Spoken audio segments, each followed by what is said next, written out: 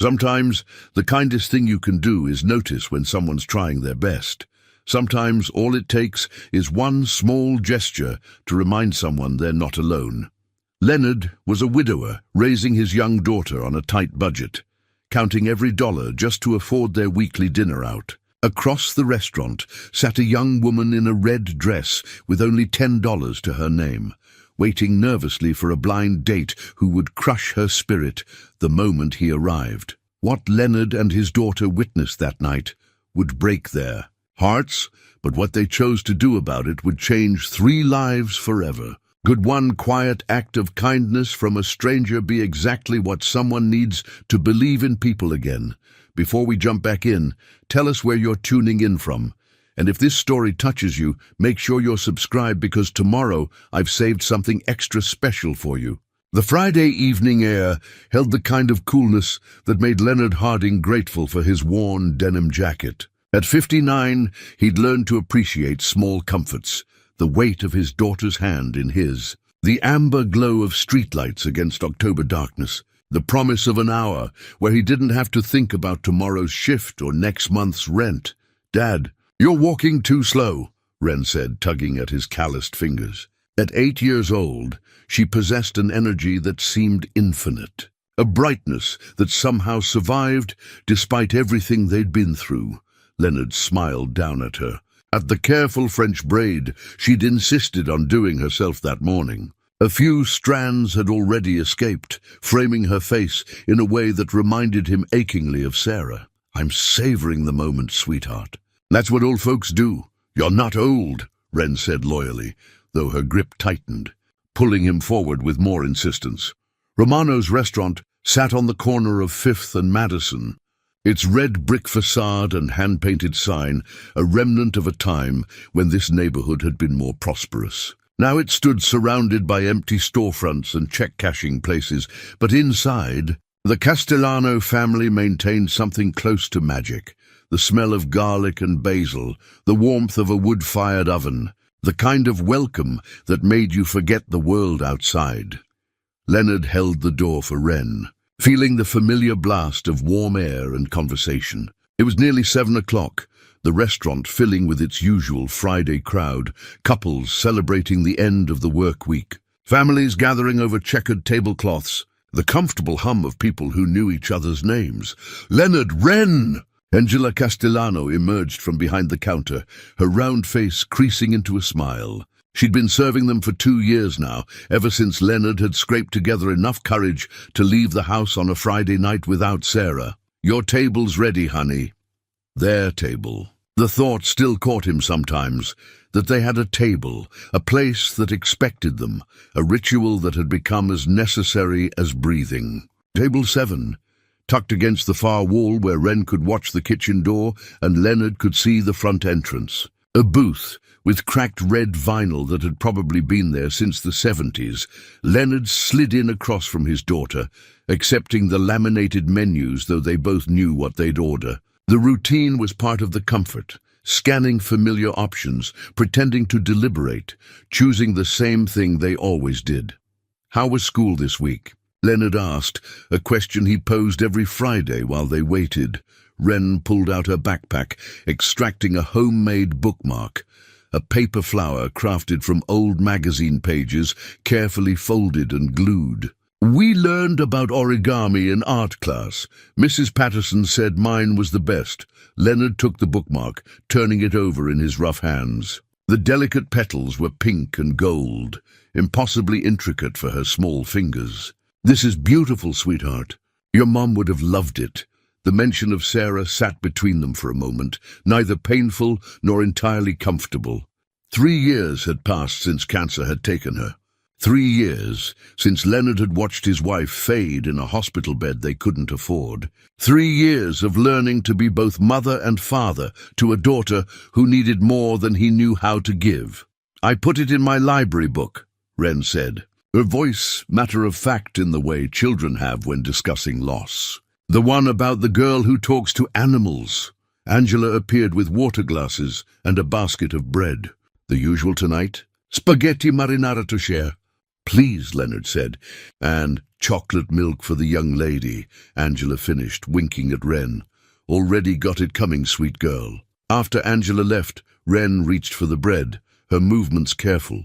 Leonard watched her select the smallest piece, leaving the larger ones for him. She'd developed this habit over the past year, this quiet awareness of scarcity that no 8-year-old should possess. Wren, he said gently, take the big piece. I'm not that hungry tonight. She looked up at him with Sarah's grey eyes, intelligent, questioning, seeing more than he wanted her to see. You always say that, and it's always true. He nudged the basket toward her. Besides, you're growing. You need it more than I do. The truth was more complicated, that he'd been skipping lunch most days to make sure their weekly grocery budget stretched far enough, that the construction site where he worked during the day provided free coffee, but nothing else, that his second job as a security guard 3 nights a week left him too exhausted to eat much anyway. But these were burdens Wren didn't need to carry. She took the larger piece, but only after placing a smaller one on his napkin first. Compromise? Another skill she'd learned too young. Leonard's gaze drifted across the restaurant, taking in the familiar faces. Old Mr. Chen from the dry cleaner, dining alone with a newspaper. The Morrison family with their twin teenagers who never looked up from their phones. A young couple in the corner booth, holding hands across the table with the unself-conscious intimacy of new love. And then, near the front window, a young woman he didn't recognize.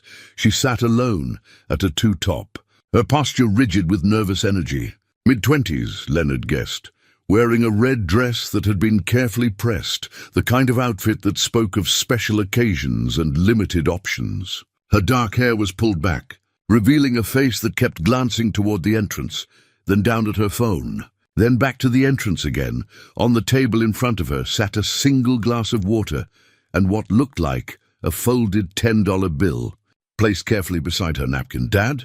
Wren's voice pulled his attention back. You're staring. Sorry, sweetheart. Leonard reached for his own water, just noticing the other diners, but his eyes kept returning to the woman in red. There was something about her stillness, the way she held herself, proud but fragile, hopeful but braced for disappointment. He recognized it because he'd felt it himself, that particular vulnerability of wanting something good while expecting the world to deliver otherwise. Angela returned with their pasta, a generous portion served family-style in a ceramic bowl, steam rising with the scent of tomatoes and oregano. She also brought extra breadsticks, as she always did, refusing to charge for them despite Leonard's protests. You two enjoy, she said, her hand briefly touching Leonard's shoulder. And don't rush. You take all the time you need. As they ate, Wren chatted about school, about her friend Emma, whose parents were getting divorced, about the new kid Marcus, who didn't speak much English yet, about the book report due next week that she was nervous about. Leonard listened, asked questions, tried to be present even as part of his mind tracked the young woman across the room. She'd ordered nothing, just sat there with her water, checking her phone with increasing frequency, her hopeful expression gradually shifting toward something more anxious. She looked sad, Wren observed, following her father's gaze. Maybe she's waiting for someone, Leonard said. They're late. Wren's assessment was simple, factual. That's rude. Leonard couldn't disagree. It was 7:30 now, and the woman had been there when they arrived. 30 minutes was more than late. It was inconsiderate, possibly cruel. The door opened and the woman's head snapped up, her face brightening with relief. A man entered, early 30s, expensive suit, the kind of confidence that bordered on arrogance. He scanned the restaurant with barely concealed disdain, his gaze finally landing on the woman in red. Leonard watched as she stood, her smile uncertain but genuine, her hand extended in greeting. The man didn't take it. He simply walked past her to the table, pulled out a chair with a scraping sound that cut through the restaurant's ambient noise, and sat down without a word. From across the room, Leonard felt his jaw tighten. Wren whispered, "Dad, I don't like him. Eat your dinner." "Sweetheart," Leonard said quietly, but he didn't take his eyes off table 3, where something he recognized, something mean and small, was beginning to unfold. The man in the expensive suit sat with the sprawling posture of someone accustomed to taking up space. He glanced at the young woman with an expression Leonard had seen before. Assessment, followed by disappointment. "Cruelty dressed up as honesty? You're late," the woman said softly, her voice barely carrying across the restaurant's din. "Traffic," the man replied, not bothering to sound apologetic. He raised his hand, snapping his fingers toward the bar. "Hey, can I get some service over here?" Angela appeared with menus, her professional smile already strained. "Good evening. Can I start you folks with something to drink?" "Macallan neat," the man said without looking at her. Then turning to the woman, "What are you having? Or are you one of those girls who doesn't drink on first dates?" The woman's cheeks colored. "Water is fine. I already have some," the man laughed, sharp, unpleasant. "Water. Right, classy." Leonard felt Wren's hand find his under the table. She squeezed once, a signal they'd developed over the years. It meant something's wrong. He squeezed back. "I know. So," the man continued, leaning back as Angela retreated, "you look different than your pictures." "Oh." The woman's hand went to her hair self-consciously. "I'm sorry, It's not necessarily bad," he interrupted. "Just different. You know how it is online.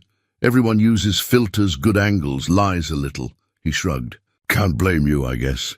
Across the restaurant, Leonard's pasta turned to ash in his mouth. He'd been on the receiving end of casual cruelty before. Different contexts, same essential meanness. The way people wielded words like weapons, inflicting damage while maintaining plausible deniability. The woman, Claire, he'd heard Angela use the name when delivering water, tried to smile. "My pictures are recent. I don't use filters, if you say so." The man scrolled through his phone with one hand. "So what do you do?" "For work?" "I'm a barista," Claire said, "at Brew Point Coffee downtown. And I tutor on the side, English and math, mostly middle schoolers. 2 jobs, huh?" The man's tone suggested this was somehow shameful. "Tough making ends meet." Claire's posture stiffened slightly. "I manage." Angela returned with the scotch, setting it down with barely concealed coldness. "Are you ready to order?" Give us a minute," the man said dismissively. After Angela left, he took a long sip of his drink. "Let me guess, you're going to order something cheap. Salad, maybe?" "I haven't decided yet," Claire said quietly. "Look, I appreciate honesty, so let me be straight with you." The man leaned forward, his voice carrying clearly to Leonard's table. "I'm here because your profile seemed interesting. But in person, I don't know. There's just not much chemistry, you know?" Wren's grip on Leonard's hand tightened painfully. Claire's face had gone pale. "We just met." "Yeah, but you can usually tell right away." He drained half his scotch. "I've got another thing later anyway. Maybe we just grab appetizers, split the check, call it a night." The folded $10 bill on Claire's placemat seemed to grow larger, more visible. Leonard could see her looking at it, calculating, her throat working as she swallowed whatever words wanted to come out. "I understand," she said finally, her voice barely above a whisper. The man signaled Angela again. "Actually, can we just get the check for the drink? We're not staying." Angela's eyes widened slightly. "Of course." She looked at Claire with undisguised sympathy. "Miss, are you sure? Can I get you anything?" "I'm fine," Claire said, though tears were already forming. "Thank you." The man pulled out his wallet, threw a 20 on the table. "That should cover it." "Keep the change." He stood, already reaching for his phone. "Look, no hard feelings, right?" "Just wasn't a match. Happens," Claire nodded, not trusting herself to speak. "Cool. Good luck with everything." He walked toward the door without looking back, already swiping through his phone. Probably already moving on to the next profile, the next possibility, the next person he'd assess and dismiss. The restaurant had grown noticeably quieter. Other diners had noticed, were either watching with sympathy or deliberately looking away. Embarrassed by the public nature of the rejection, Claire sat frozen at her table. The untouched water and the crumpled cocktail napkin with the phone number, the only evidence anyone had been there at all. Her shoulders began to shake. "Dad," Wren whispered urgently. "We have to do something." Leonard felt the familiar paralysis of wanting to help, but not knowing how, not wanting to intrude, not wanting to make things worse. What could he say? What right did he have to interfere in a stranger's pain? But then Claire's hand went to her face, and he saw her trying to hide tears that wouldn't be contained. And something in him shifted.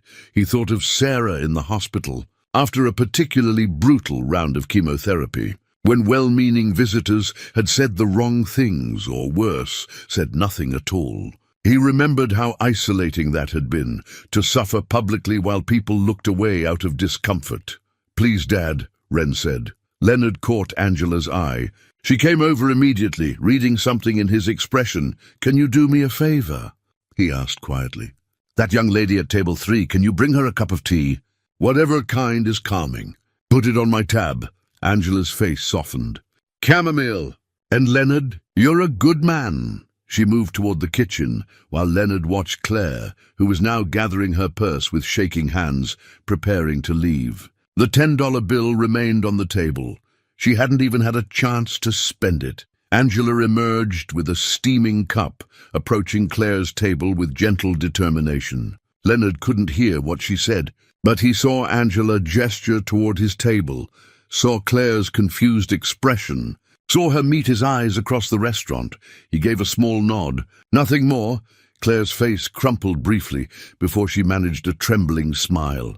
She mouthed something that looked like, "Thank you." It wasn't enough. One cup of tea couldn't undo the humiliation she'd endured, couldn't restore her dignity or make her believe she deserved better. But it was something. It was witnessing. It was saying, "I see you, and what happened to you was wrong." Wren waved shyly at Claire, who waved back, wiping her eyes. "Can we invite her over?" Wren asked. "She shouldn't sit alone." Leonard hesitated. There was kindness, and then there was presumption. The woman might want privacy to collect herself, might not want strangers seeing her cry.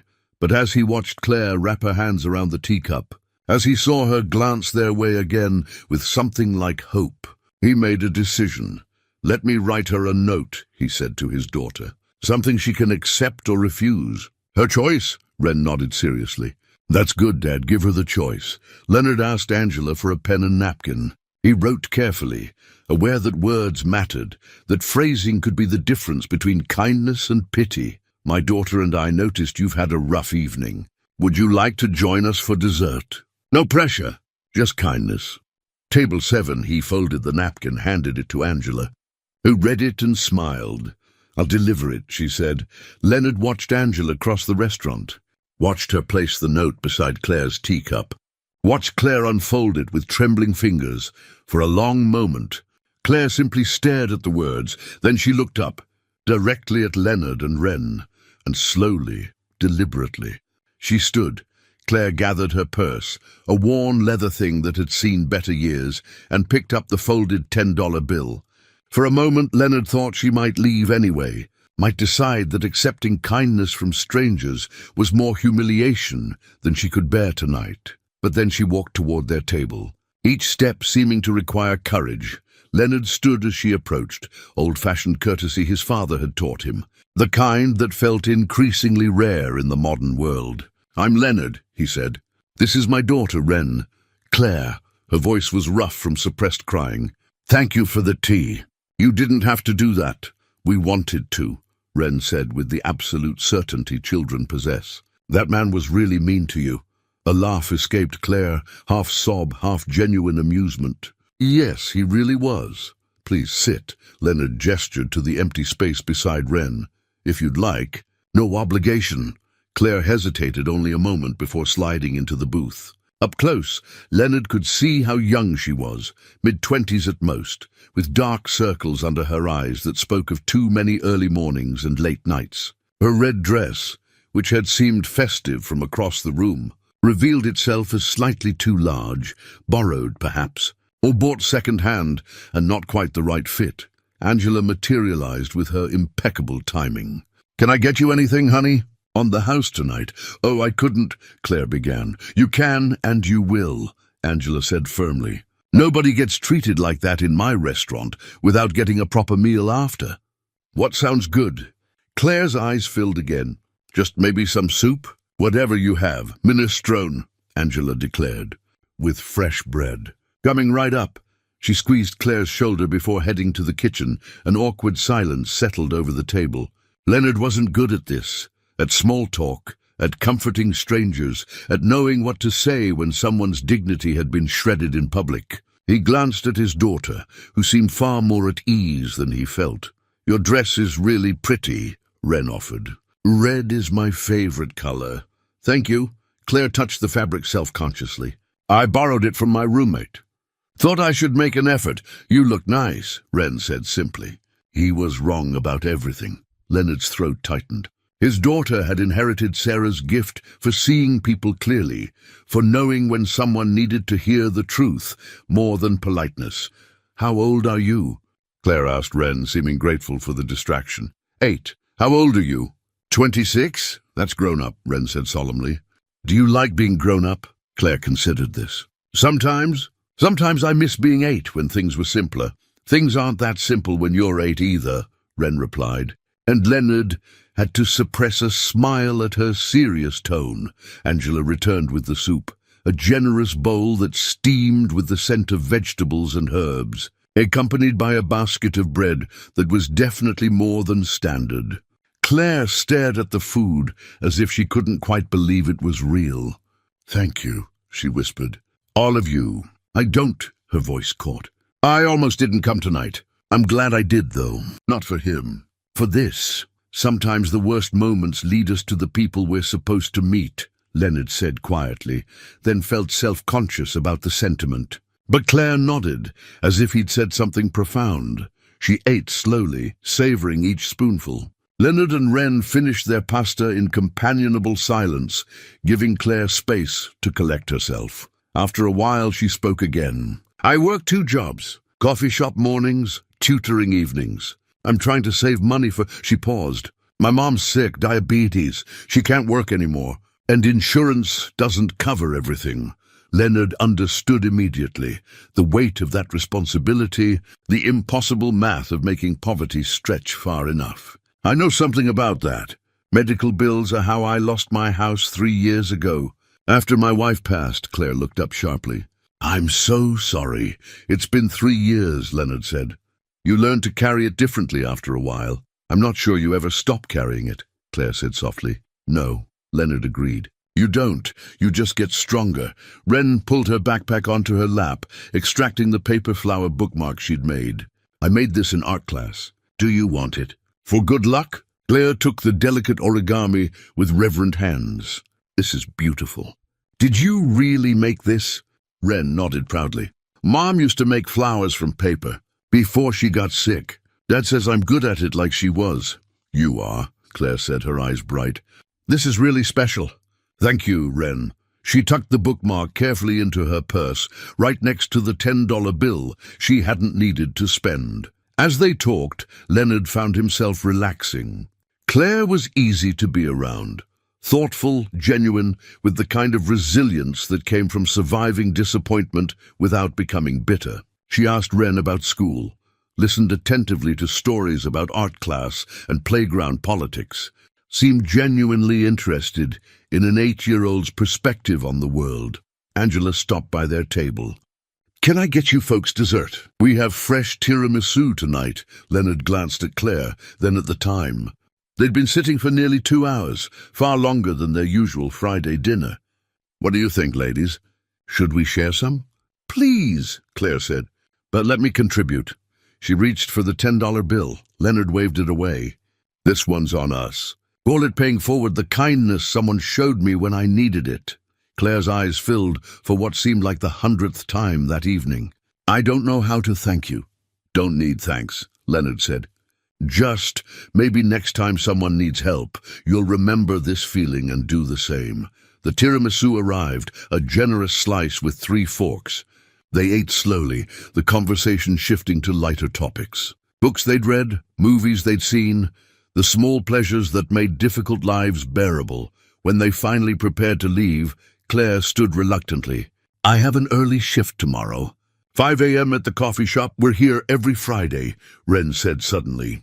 "Same table. You could come back if you wanted to." Leonard held his breath, waiting for Claire to politely decline, to recognize this for what it was, pity from strangers who'd witnessed her humiliation.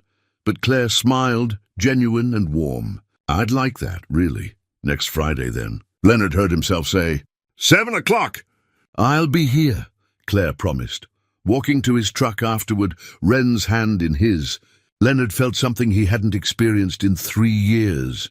The quiet stirring of hope that perhaps loneliness wasn't a permanent condition, that perhaps the world occasionally delivered kindness instead of cruelty. That was good, Dad, Wren said sleepily.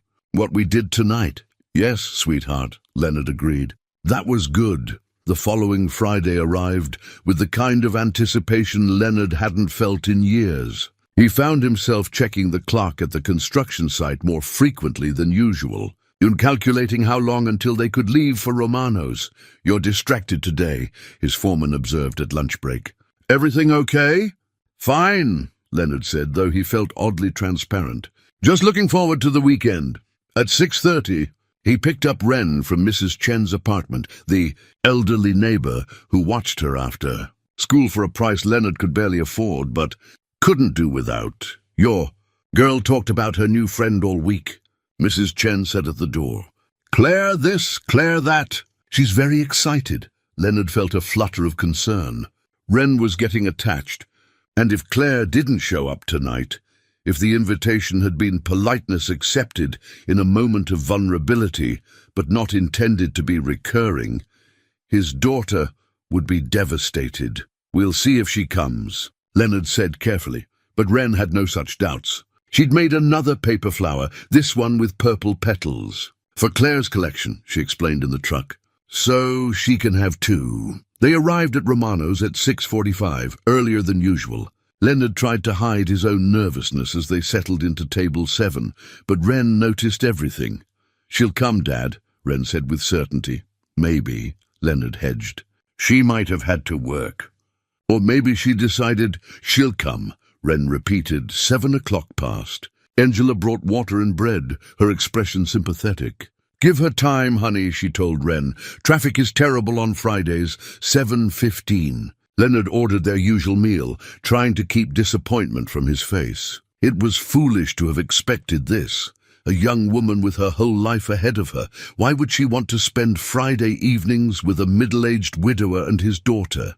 At 7:20, the door burst open. Claire rushed in, breathless and apologetic, still wearing a coffee-stained apron over jeans. Her hair was pulled back in a messy ponytail, and she looked exhausted.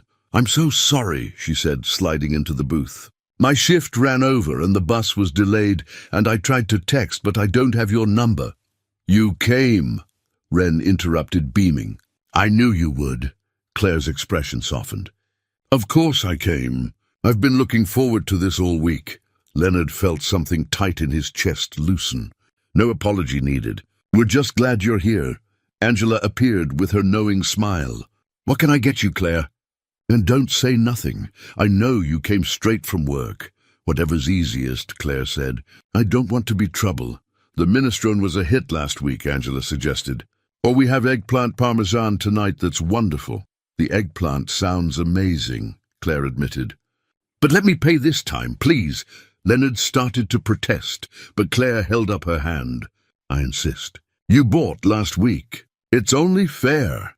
They compromised. Claire would cover the appetizer, Leonard the main courses. It was a delicate negotiation between pride and practicality, between two people who understood the weight of every dollar. As they waited for food, Wren presented the purple paper flower with ceremonial seriousness. For your collection. So you have 2 lucky flowers now? Claire held it with the same reverence she'd shown the first one. Wren, this is beautiful. You're so talented. Do you have a bookmark in your book right now? Wren asked. I do, Claire said. The one you gave me last week. I'm reading a mystery novel from the library. What's it about? Wren leaned forward, genuinely interested.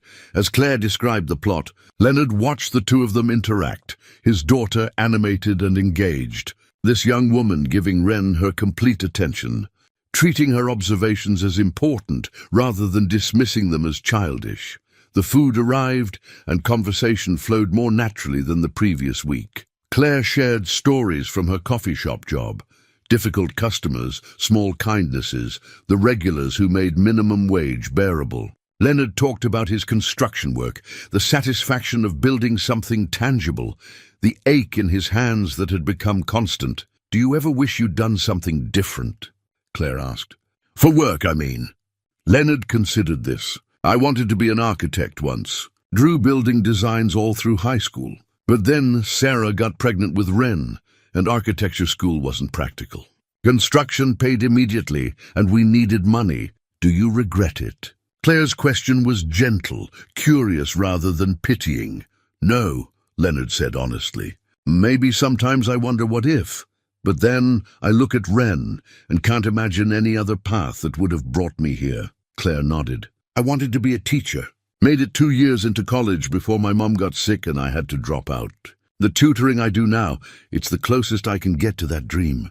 Maybe you'll finish someday," Ren offered. "When things get better." "Maybe," Claire said, but her tone suggested she'd stopped believing in better, had settled instead for surviving. They lingered over dinner longer than necessary, reluctant to end the evening. The diners came and went around them, but their booth felt like its own small world. Finally, Claire checked her phone and sighed. "I should go. Early shift again tomorrow. Same time next week?" Ren asked hopefully. Claire smiled. "Absolutely. But actually," she hesitated. "Do you two have plans on Sunday?" "I have the afternoon off. First free Sunday in 3 weeks." Leonard felt his pulse quicken. "We usually go to Riverside Park, bring a picnic, play catch. Nothing fancy. Could I join you?" Claire asked. "If that's not presuming too much?" "We'd love that," Leonard said before he could second-guess himself. "Around 1 o'clock?"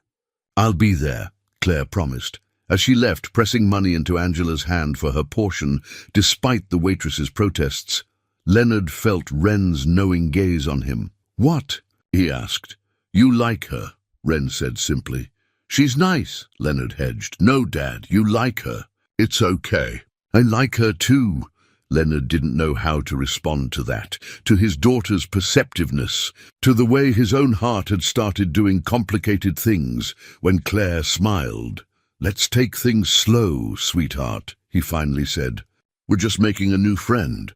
"Okay, Dad," Ren agreed, but her expression suggested she understood far more than he was ready to admit, even to himself. Driving home, Leonard glanced at his daughter in the rearview mirror. She'd fallen asleep, clutching both paper flowers, the one she'd made for Claire and a third one she'd started during dinner, and Leonard allowed himself to think just for a moment that perhaps loneliness didn't have to be permanent after all. Sunday afternoon arrived with unseasonable warmth, the kind of October day that felt like a gift. Leonard packed sandwiches, peanut butter for Ren, turkey for himself, enough to share if Claire was hungry. He added apples from the discount bin, homemade cookies Ren had helped bake the night before, a thermos of lemonade. Ren bounced in the passenger seat of his truck, clutching a new drawing she'd made, 3 stick figures under a smiling sun, standing beside what might have been a tree or possibly just a very tall bush. Over the figures, she'd drawn a large red heart. "What's this for?" Leonard had asked that morning. "It's us," Ren explained. "You, me, and Claire. A family picture." Leonard's throat had tightened at that word. Family. "Sweetheart, Claire is our friend." "That's all." "I know, Dad," Ren said patiently. "But friends can be family too. You said that once about Mrs. Chen." He had said that, and she was right. But this felt different in ways he couldn't articulate to an 8-year-old. They spread their blanket under the old oak tree that had become their usual spot, near enough to the playground for Ren to see other children, but far enough for conversation. Leonard unpacked the food, while Ren arranged her drawings on the blanket's edge, weighing them down with small rocks. At 1:15, Claire appeared on the walking path, carrying a small bouquet of wildflowers, black-eyed Susans and purple asters, probably picked from the field behind her apartment complex. "I'm late again," she called out, apologetic. "I swear I'm not always like this." "You're right on time," Leonard said, meaning it. Claire handed the flowers to Ren, who accepted them with reverence. "These are so pretty. Can I keep them?" "They're for you," Claire said. "I figured every girl should get flowers sometimes." Ren hugged the bouquet to her chest, then carefully laid them beside her drawings. Leonard felt his heart do that complicated thing again, watching this young woman gift his daughter something beautiful for no reason except kindness. They settled onto the blanket, and Leonard distributed sandwiches.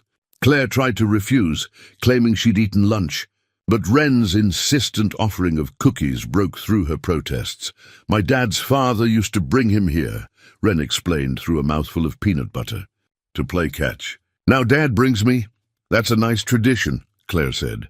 Leonard pulled his father's baseball glove from the bag, worn leather that had molded to his hand over decades, the stitching frayed but still holding.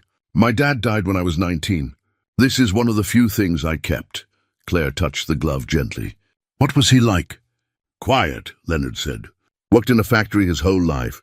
Never had much, but what he had, he shared. Every Sunday after church, we'd come here and throw the ball around. He'd tell me about his week, ask about mine. That's where I learned that listening was sometimes more important than talking. I wish I'd had that," Claire said softly. "My father left when I was 16, right after my mom got diagnosed. Just decided it was too much, I guess. Walked out and never looked back." Leonard heard the old wound in her voice, still raw despite nearly a decade passing. "I'm sorry. There's no excuse for that." "No," Claire agreed. "There isn't, but it taught me something too, that some people stay and some people leave, and you can't control which they choose. You can only control whether you're the staying kind or the leaving kind, and you're the staying kind." Leonard said, "Not a question. I try to be." They threw the ball around after lunch, Leonard to Wren to Claire and back again. Claire was clumsy at first, apologizing each time she missed, but Wren was patient, showing her how to position her hands, how to follow through. "You're a good teacher," Claire told Wren. "Maybe I should hire you to tutor me." Wren giggled. "I don't think I'm allowed to have a job yet." "Child labor laws?" Leonard caught Claire's eye over Wren's head, and something passed between them. Recognition, perhaps, or possibility. Not quite attraction, but not quite friendship either. Something in between, something tentatively hopeful. As the afternoon stretched toward evening, they packed up slowly. Wren walked ahead on the path, humming to herself, the wildflowers clutched carefully in one hand. "Leonard," Claire said quietly. "Can I tell you something?" "Of course. I haven't felt this—" She paused, searching for words. "This normal in a really long time. Like I'm not just surviving, but actually living. You and Wren, these Fridays and now today. It matters more than you probably realize." Leonard's voice came out rougher than intended. "It matters to us, too." They walked in comfortable silence until they reached the parking lot. Wren, already at the truck, turned and waved them forward. "Same time next week?" Claire asked. "Friday dinner, Sunday park?" "If you're free," Leonard said. "I'll make sure I am." Wren ran back to them, grabbing both their hands. For a moment, the three of them stood there, connected, uncertain, hopeful. Driving home, Wren fell asleep in the back seat with the wildflowers across her lap. Leonard glanced in the rearview mirror at his daughter's peaceful face, then at the empty passenger seat where Claire had sat in his imagination for the entire drive. He thought about Sarah, about the promise he'd made to her in those final hospital days, that he'd take care of Wren, that he'd try to be happy again someday, that he wouldn't close himself off to the world in grief. "I'm trying, Sarah," he whispered to the windshield. "I don't know if this is right or if I'm betraying your memory, but I'm trying." The late afternoon sun caught the passenger side mirror, turning it golden. For just a moment, Leonard could almost believe Sarah was giving her blessing, telling him what he'd told Claire earlier, that being the staying kind meant staying open to love, not just to loss. That night, after tucking Wren into bed, he stood in the living room looking at Sarah's photograph on the mantel, 28 in the picture, laughing at something he'd said, beautiful and alive and gone. "She's nothing like you," he told the photograph. "Claire, I mean. She's younger, she's struggling, she's different, but Wren likes her. And I think I might too. Is that okay?" The photograph didn't answer, but the silence felt less condemning than he'd feared. Leonard went to bed that night with something he'd thought he'd lost forever, the quiet stirring of hope that tomorrow might be better than today. 3 more weeks passed in a comfortable rhythm. Friday dinners at Romano's, Sunday afternoons at the park, occasional text messages throughout. The week that made Leonard's phone feel less like a burden and more like a connection to something good. Claire became a fixture in their lives so gradually that Leonard couldn't pinpoint exactly when she'd transitioned from stranger to friend to something he didn't yet have a name for. She knew Wren's schedule, remembered which days were spelling tests, brought used books from the library's free shelf because she'd noticed what Wren liked to read, and she talked to Leonard like an equal, not with pity for his circumstances or admiration for his single parenting, but with the honest recognition of one person struggling to another. They compared grocery store strategies, laughed about their worst customer service stories, shared the small indignities of working-class life without shame. On the fourth Friday, as they shared tiramisu at Romano's, Claire mentioned almost casually that her apartment building might be sold. The landlord says new owners want to renovate, she explained, stirring her coffee, which means raising rent. Probably by a lot. Can you afford that? Leonard asked, though he already knew the answer. No, Claire's smile was tired. I'm already stretched thin. If rent goes up even $100, I'll have to move. And finding anything affordable in this city, she shrugged. It's impossible. What about your roommate? She's moving in with her boyfriend next month. I've been trying to find someone else, but it's hard. Most people want first, last, and deposit up front. I don't have that kind of money saved. Leonard felt the familiar helplessness of watching someone hurt and being unable to fix it. There's got to be something. I'll figure it out, Claire said with false brightness. I always do, but Leonard saw the fear underneath, the exhaustion of constantly scrambling. Never quite stable enough to breathe. That Sunday at the park, as Wren chased a soccer ball some other kids had abandoned, Claire sat beside Leonard on the blanket and asked, "Do you ever get tired?" "Of what?" "Of everything. Of working so hard just to stay in the same place. Of never getting ahead, no matter how much you sacrifice." She pulled her knees to her chest. "Some days I wake up and think, is this it? Is this all my life is going to be? Working 2 jobs forever. Watching my mom get sicker, never having anything left over for dreams." Leonard understood that exhaustion intimately. "Yes," he said simply. "I get tired. How do you keep going?" He pointed to Wren, who was now attempting cartwheels on the grass. "Her, the promise I made to her mother. The knowledge that she's watching how I handle hardship, and I want to teach her that you keep going even when it's hard." "That must be nice," Claire said quietly. "Having someone who needs you that much. Having a purpose that clear. You have that too. Your mother, it's not the same."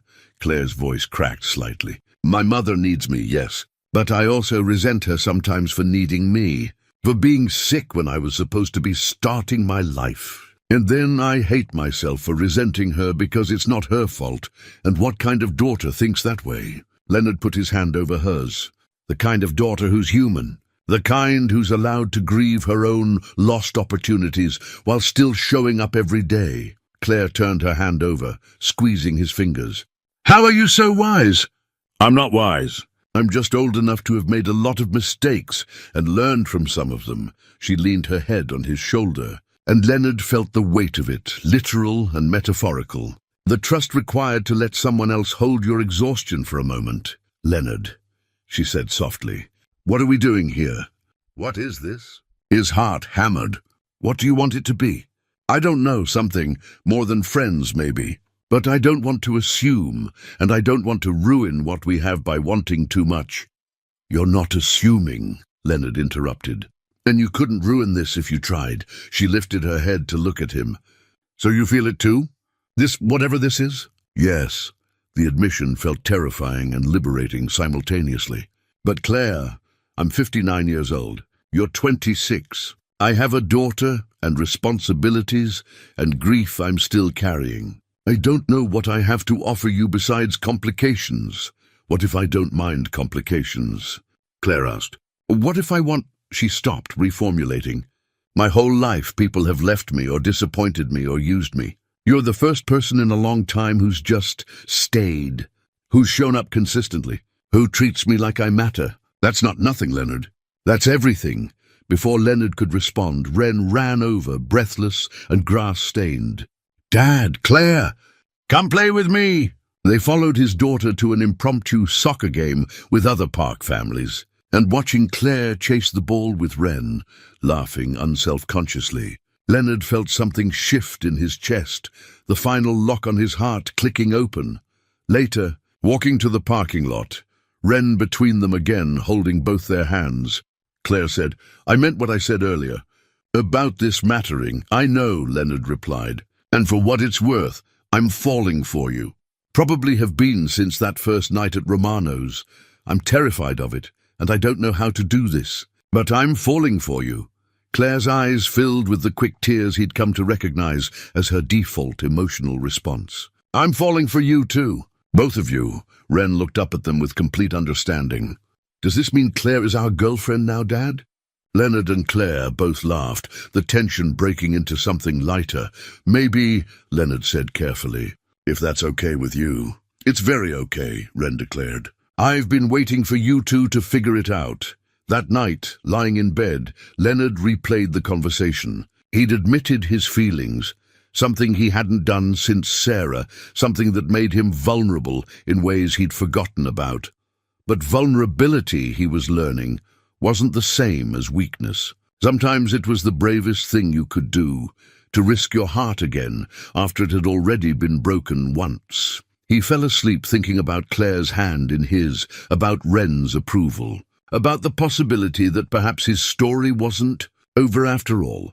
Tuesday morning arrived, with a knock on the door that shattered Leonard's carefully constructed peace. He was fixing coffee before his construction shift. Wren at the table eating cereal and humming the song from her favorite cartoon.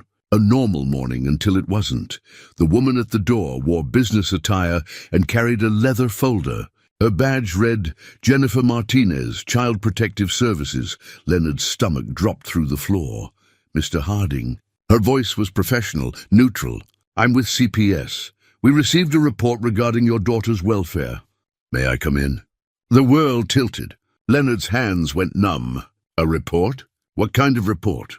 "Anonymous concern about adequate supervision, living conditions, and financial stability. I need to conduct an assessment." "May I come in, please?" Leonard's mind raced. Who would report him? Why?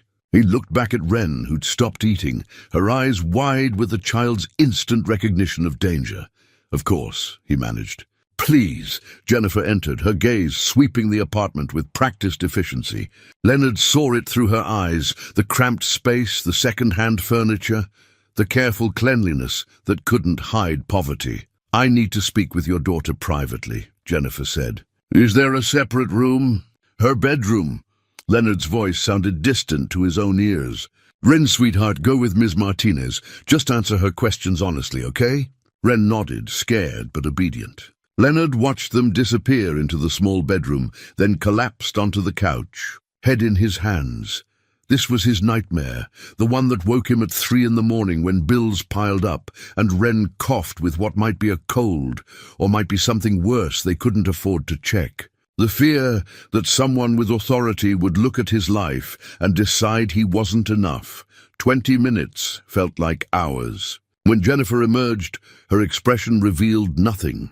She inspected the refrigerator, not fully stocked but adequate, checked Wren's bedroom, small, clean, filled with library books and handmade drawings, reviewed his work schedule, asked about childcare arrangements, examined school records. "Mr. Harding," she finally said, sitting across from him, "your daughter seems healthy and well-adjusted. Her school attendance is perfect, grades are good. But I need to be frank, there are concerns." Leonard's throat closed. "What concerns?" "You work 2 jobs, including night shifts. Your income is barely above poverty level. This apartment is cramped for 2 people. Your daughter mentioned you sometimes skip meals, that money is tight, that you're often exhausted." "I'm doing everything I can," Leonard said, hating how desperate he sounded. "Everything, I believe that." Jennifer's tone softened slightly. "But the report raised questions we're obligated to investigate. Can you adequately provide for your daughter's needs? Is your work schedule compatible with proper supervision? Do you have stable childcare when you're absent?" Leonard explained Mrs. Chen, the neighbor who watched Wren, showed pay stubs proving steady employment, detailed their budget, their routine, the life he'd built from grief and determination. Jennifer made notes, her expression unreadable. "I'll need to return in 2 weeks for a follow-up assessment. In the interim, I need documentation, proof of stable income, written childcare arrangements, character references. If concerns aren't adequately addressed," she paused. "We'll discuss next steps then." She didn't say removal, but the word hung in the air like poison. After she left, Leonard sat frozen, his mind unable to process what had just happened. Wren emerged from her room, tears streaming down her face. "Dad, are they going to take me away?" Leonard pulled her into his arms, feeling her small body shake. "No, sweetheart. I won't let that happen. I promise." But the promise felt hollow. He'd made promises before he couldn't keep, to Sarah that he'd save her, to himself that he'd provide better for Wren. What made him think he could keep this one? After dropping Wren at school, Leonard sat in his truck, hands trembling on the steering wheel. Who had reported him? The question circled obsessively. A judgmental neighbor. Someone at Wren's school misinterpreting something she'd said. The landlord resentful of late rent payments? And then, like ice water, another thought, Marcus. Claire's terrible date. The man who'd humiliated her while Leonard watched. He'd been at Romano's that night, had seen Leonard and Wren, had heard their conversation, but that was paranoid. Marcus didn't know his name, didn't know where he lived. Or did he? Small town. People talked. Someone like Marcus, wealthy, vindictive, used to getting what he wanted, might see Leonard's kindness toward Claire as interference, as judgment, as something requiring punishment. Leonard shook his head, trying to dislodge the thought. It didn't matter who'd reported him. What mattered was proving them wrong. He called his supervisor, explained he needed to miss tonight's security shift. The response was sympathetic, but firm. Missing shifts put his job at risk. Leonard was trapped between impossible choices: work the hours he needed to prove financial stability, or be home to prove adequate supervision. Either way, he lost. He thought about calling Claire, then stopped himself. This was his problem, his daughter, his responsibility. He couldn't burden her with this. She had enough struggles of her own. Instead, he spent the day gathering documentation. Pay stubs, rental receipts, Wren's perfect attendance records. He visited her school, explained the situation to the principal, who immediately wrote a glowing reference letter. Mrs. Chen provided a statement about his character, about how he'd never once been late picking up Wren, how he clearly loved his daughter. His construction foreman wrote a letter confirming Leonard's reliability, his steady employment, but paperwork felt inadequate against the crushing weight of systemic judgment. Leonard understood now in a way he hadn't before, how fragile his life was, how one anonymous phone call could unravel everything he'd built. That night, tucking Wren into bed, she asked the question he'd been dreading. "Dad, are we going to be okay?" Leonard looked at his daughter. Sarah's eyes, Sarah's fierce spirit, the person he loved most in the world. "Yes, baby," he said, smoothing her hair. "We're going to be okay." He hoped desperately he wasn't lying. In the darkness of his own bedroom, Leonard stared at the ceiling and felt fear like he hadn't known since Sarah's final days. Back then, he'd been helpless against cancer. Now he was helpless against bureaucracy, against poverty, against whoever had decided his love wasn't enough. The envelope with Jennifer's card sat on his nightstand. 2 weeks until the follow-up assessment. 14 days to prove he was worthy of keeping his daughter. Leonard closed his eyes and prayed to a God he'd stopped believing in 3 years ago. Prayed that somehow, this time, he'd be enough. Wednesday and Thursday blurred together in a haze of documentation and desperation. Leonard compiled everything Jennifer had requested, organized it into a binder with careful dividers: employment, housing, childcare, character references. But the paperwork felt like building a wall against a tidal wave. Friday arrived. Their dinner night at Romano's. Leonard considered cancelling, too exhausted and stressed to maintain any pretense of normalcy. But Wren pleaded, "Please, Dad, Claire will worry if we don't come." So they went, arriving at 7 o'clock to find Claire already there, waving from their usual booth. She knew immediately something was wrong. Leonard's eyes were shadowed, his smile forced. Wren was quieter than usual, her usual energy replaced by anxious fidgeting. What happened? Claire asked the moment they sat down. Leonard hesitated, pride warring with exhaustion. But Wren had no such reservations. "Someone told the CPS lady that Dad doesn't take good care of me," Wren blurted out, her voice trembling. "And now she might take me away." Claire's face went pale. "What? Leonard, what's going on?" Reluctantly he explained.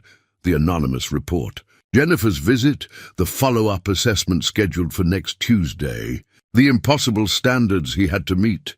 Claire's shock transformed into visible anger. "That's insane. Anyone can see you're a wonderful father. Apparently, someone disagrees," Leonard said bitterly, "or wants to cause trouble." Claire went very still. "Leonard, I think I know who did this." His head snapped up. "What? I ran into Marcus last week. At my coffee shop." Claire's hands clenched into fists. "He recognized me, made some cruel comments about my charity case friends. When I ignored him, he said something about seeing me playing house with some broke single dad. His tone was vindictive, threatening." Leonard felt rage building, white-hot and unfamiliar. "He reported me?" "Because I showed you kindness." "I can't prove it," Claire said. "But the timing, the way he said it, yes, I think so." For a moment Leonard couldn't speak. The injustice of it, that his one good deed, his simple act of noticing someone's pain, had resulted in this nightmare. Angela appeared, sensing the tension. After hearing a brief explanation, she was outraged. "I'll write you a letter," she declared. "Tell them exactly what I've seen these past 2 years. You're one of the best fathers I know." The kindness nearly broke him. "Thank you." After Angela left, Claire reached across the table and took Leonard's hand.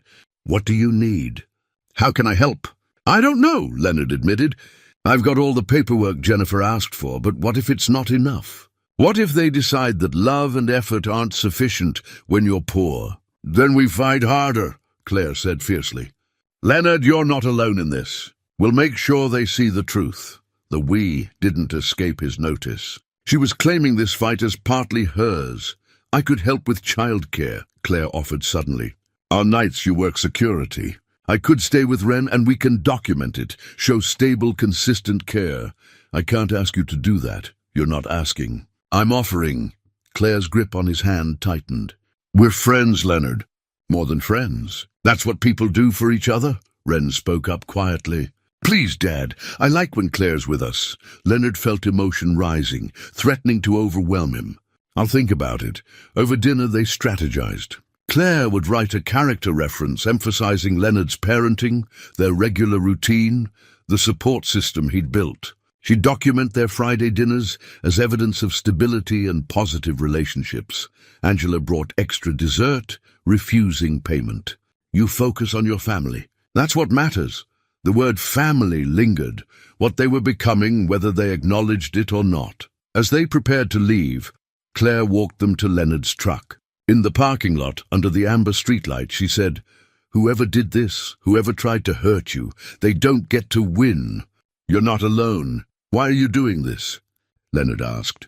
"You barely know us." "I know enough," Claire said firmly. "You showed me kindness when I was at my lowest. Now it's my turn." She handed him a folded paper, her character reference already written. Leonard read it under the streetlight, and his eyes stung with tears he refused to shed in front of Wren. The letter was detailed, heartfelt, powerful. It described his character, his devotion to Wren, the safe and loving home he provided despite financial constraints. "Sunday," Claire said decisively. "I'm coming to your apartment. We're going to make sure everything is perfect for that assessment." Leonard could only nod, unable to speak. Driving home, Wren asked softly, "Claire loves us, doesn't she, Dad?" "I think she does, sweetheart. I love her too." "Me too," Leonard admitted, the words feeling both frightening and necessary. At home, he reviewed all the documentation one more time. Letters from the school principal, Mrs. Chen, his construction foreman, Angela, Claire, pay stubs proving stable income, rental receipts showing consistent housing. Wren's perfect attendance record and glowing report cards, but underneath all the paper proof, one question haunted him.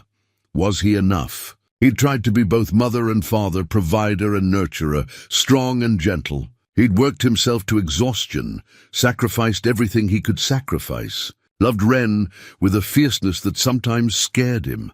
But what if none of that mattered to a system that measured worth in income brackets and square footage? Leonard pulled out his phone, stared at Claire's last text. "We've got this. You've got this." He wanted to believe her. Wanted to believe that love and effort and showing up every day counted for something.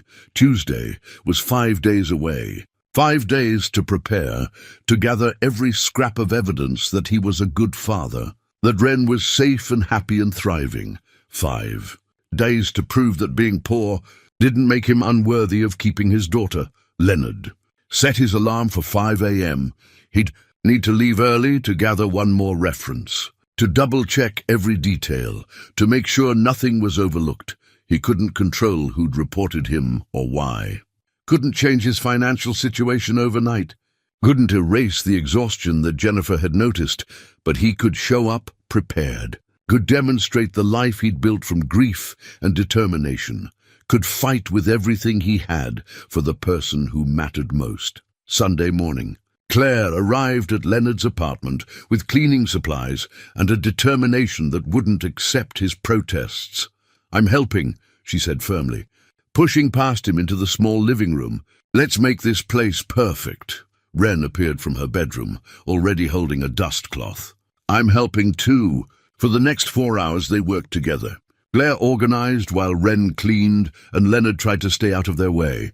Watching these two people he loved transform his modest apartment into something that testified not to poverty, but to care. Claire paused at the mantel, where Sarah's photograph sat in a simple frame. She touched it gently, reverently. "She was beautiful," Claire said softly.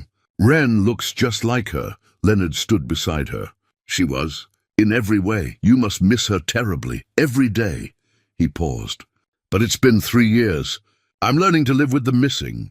Claire turned to face him. "She'd be proud of you. Of how you've raised Wren." His throat tightened. "I hope so. Leonard, I need to tell you something."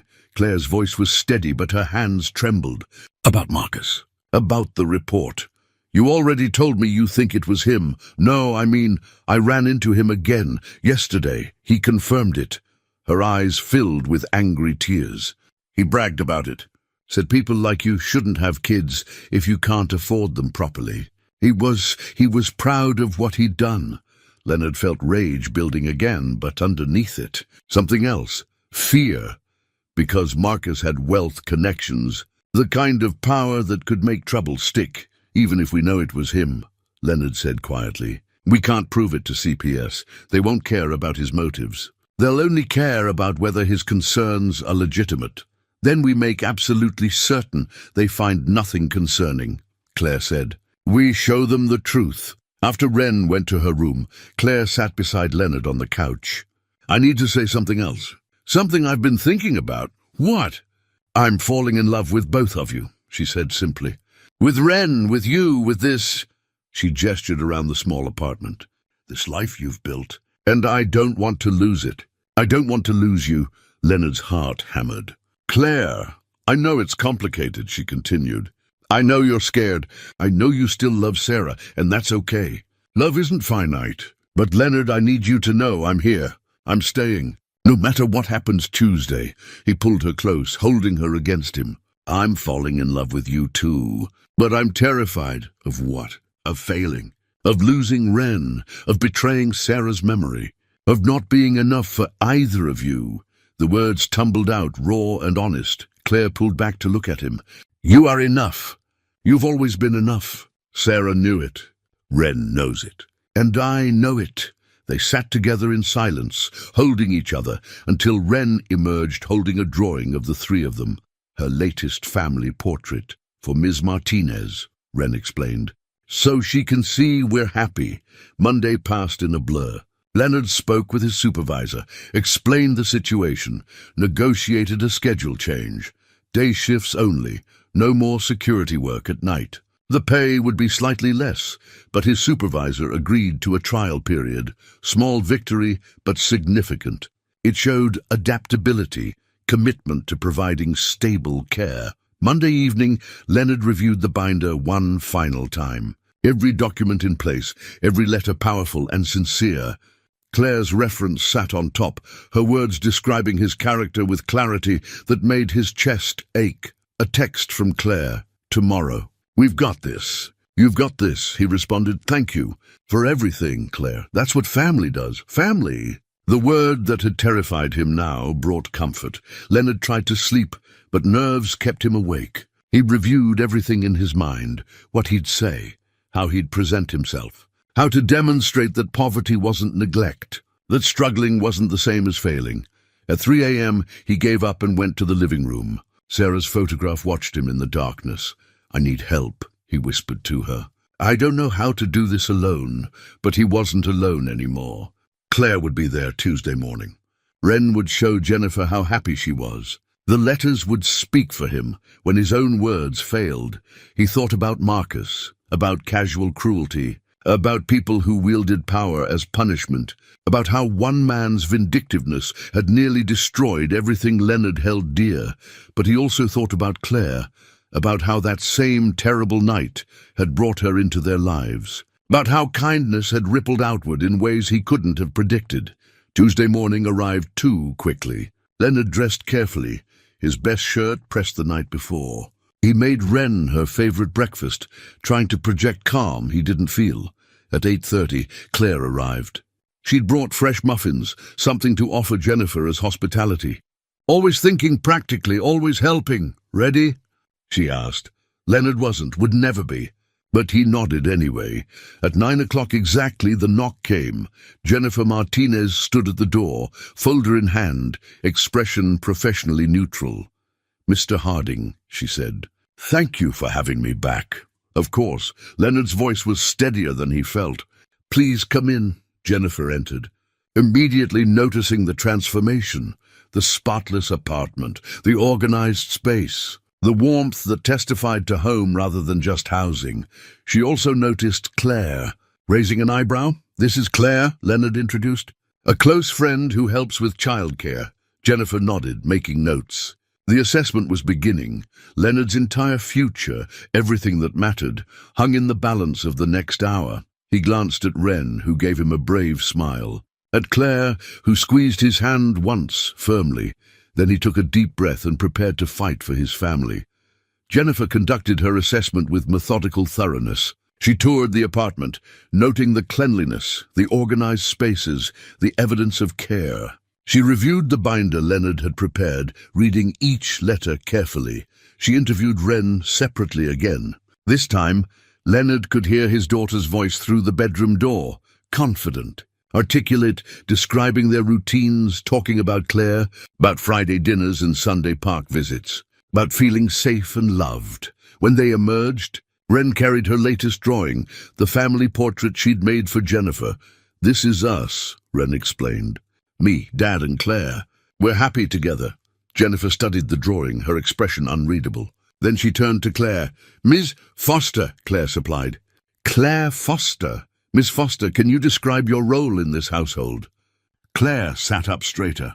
"I'm Leonard's girlfriend. I help with childcare when he works, but more than that, I'm part of their lives. I care about both of them deeply." Jennifer made notes. "How long have you known Mr. Harding?" 2 months. But sometimes you know people quickly when circumstances bring you together, honestly. And you're comfortable with the responsibility of caring for a child who isn't yours. "Very comfortable," Claire said firmly. "Wren is extraordinary. Leonard is an incredible father. Being part of their lives it's the best thing that's happened to me in a long time." Jennifer turned to Leonard.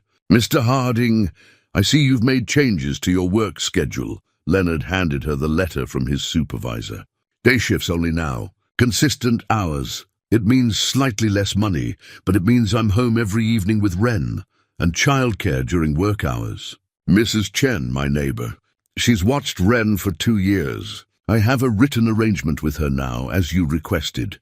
Jennifer reviewed the document, then the stack of character references. The school principal's letter, Mrs. Chen's statement, Angela's passionate defense, Claire's detailed description of Leonard's parenting. For 20 minutes, she read in silence while Leonard's heart hammered against his ribs. Finally, Jennifer closed the folder and looked at him directly. "Mr. Harding, I need to be frank with you." Leonard braced himself, Claire's hand finding his under the table.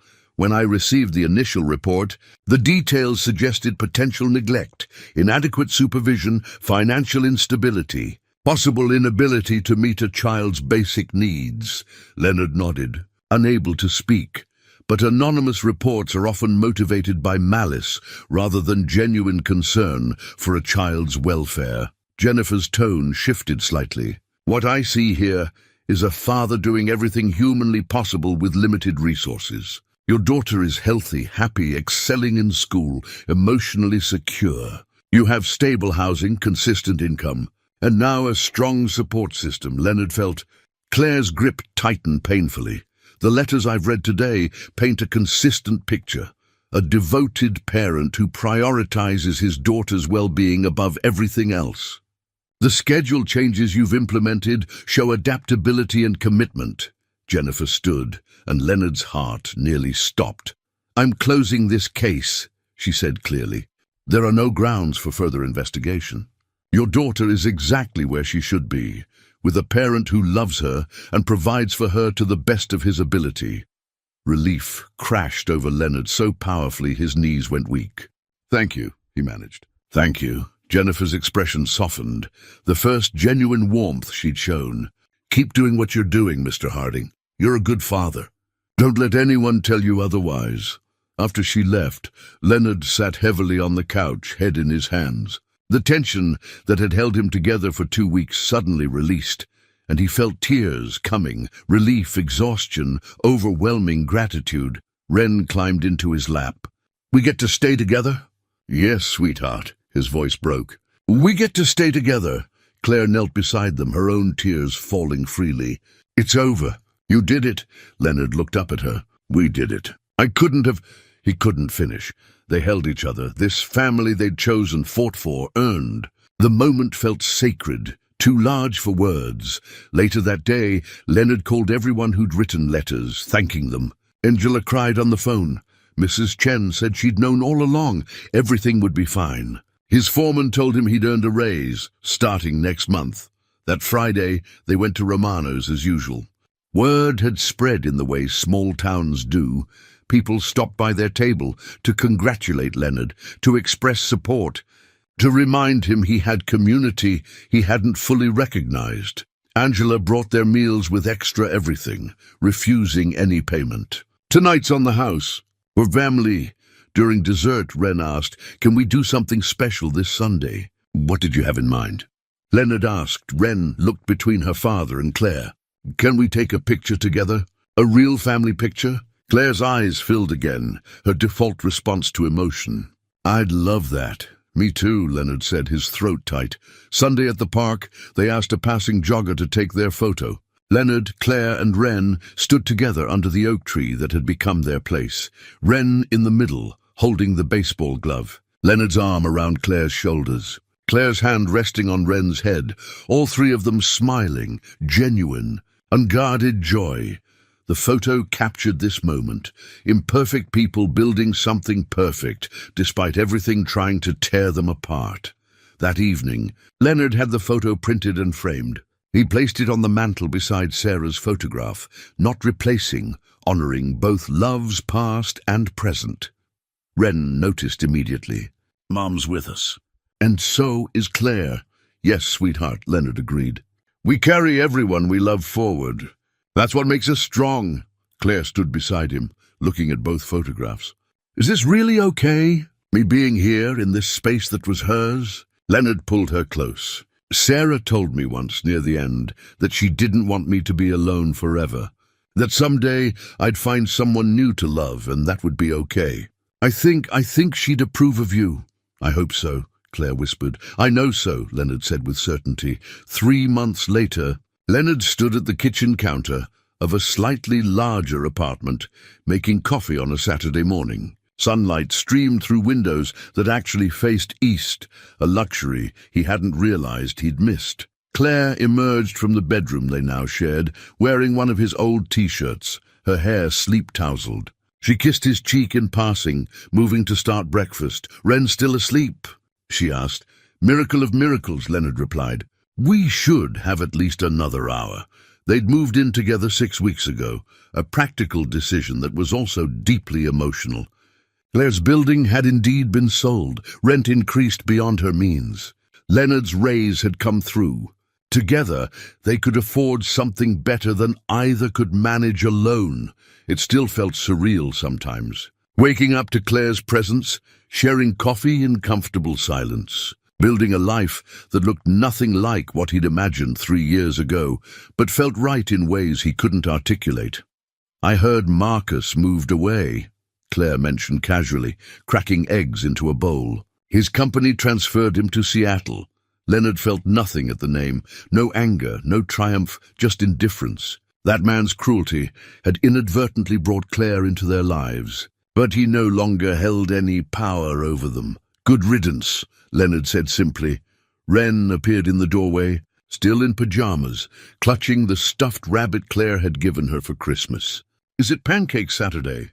"It is," Claire confirmed. "Come help me mix?" Leonard watched them work together.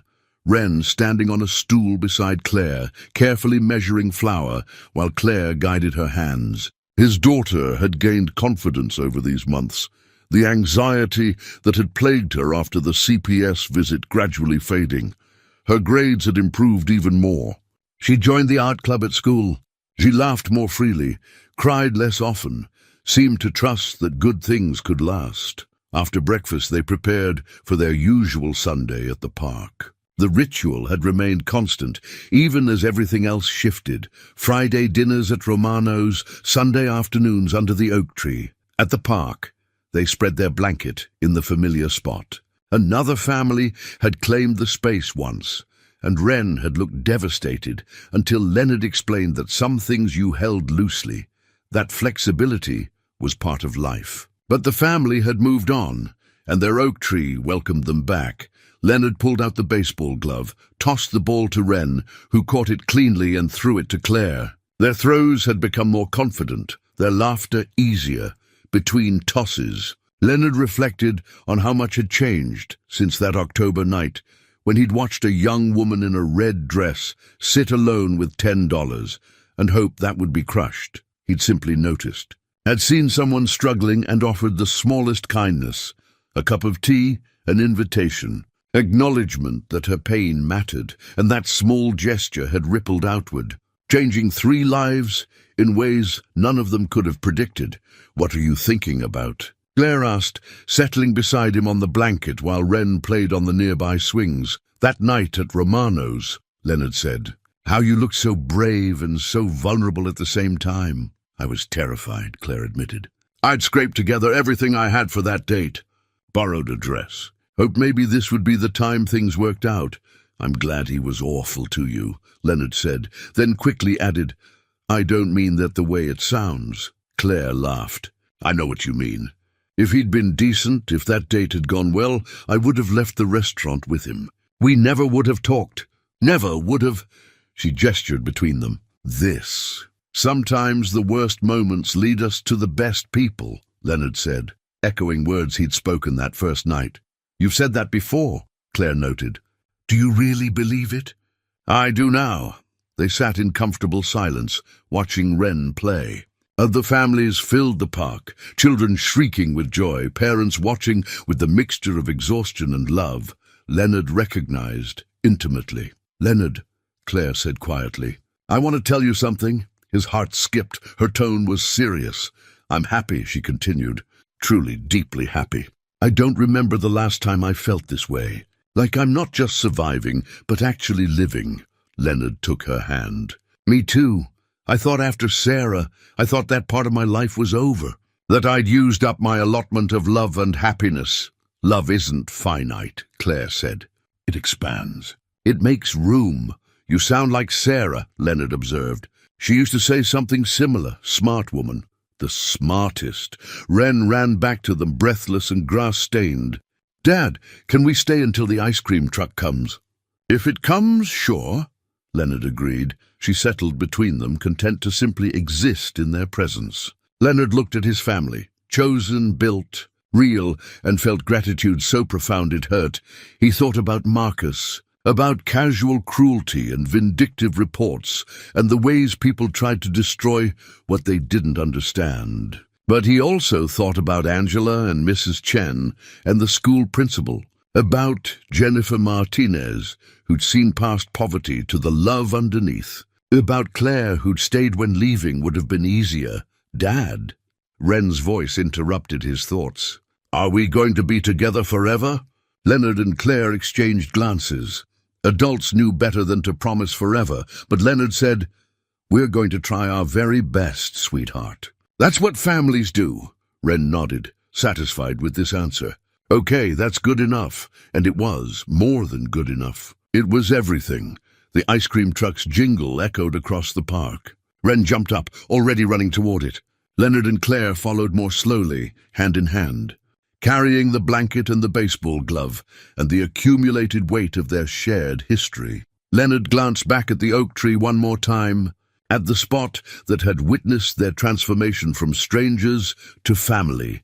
Then he turned toward the future, uncertain but hopeful, complicated but beautiful, built on the simple truth that sometimes the kindest thing you can do is notice when someone needs exactly what you have to offer.